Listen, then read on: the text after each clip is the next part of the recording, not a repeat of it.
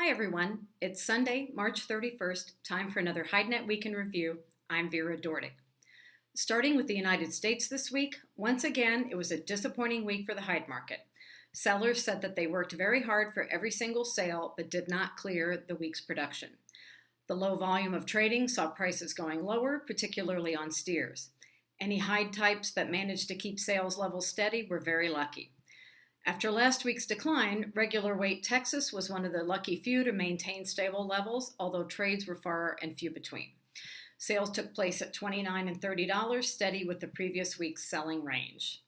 This week's export sales were much higher, squeaking past slaughter, but shipments were not so healthy. The combined total came in at just 434,800, which means that the combined outstanding figure is back on the rise, which it hasn't done in 5 weeks. In our market observations in the U.S. report, we take a look at the decline in steer prices, its relation to footwear demand, and some of the factors changing the nature of the market and how it purchases leather.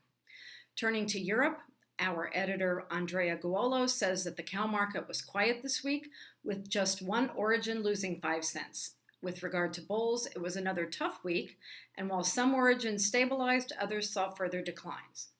On the veal skin front, it is the same story as it is everywhere else these days, and that is that quality rules.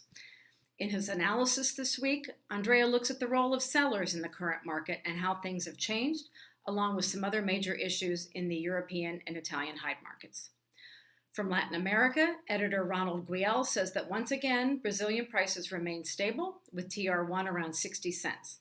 The currency in Brazil has seen some additional devaluations, and sellers are trying to take advantage of this on the global market. Ronald also discusses the situation with lower grade material in the country. In other news from Brazil, our items include the results on fourth quarter financials for JBS and the country's review of the standards that define sustainable leather production. Those are being launched right now. From elsewhere in Latin America, we have an update on how Argentine footwear exports are performing, the top importing footwear brands in Colombia, and the opening of a new footwear and design innovation center in Mexico, among other stories. I thought we would add just a little nugget of information about our latest international report again this week, and that is that the Pakistani hide market saw some prices weaken. If you want to see which ones and how much, check out the report.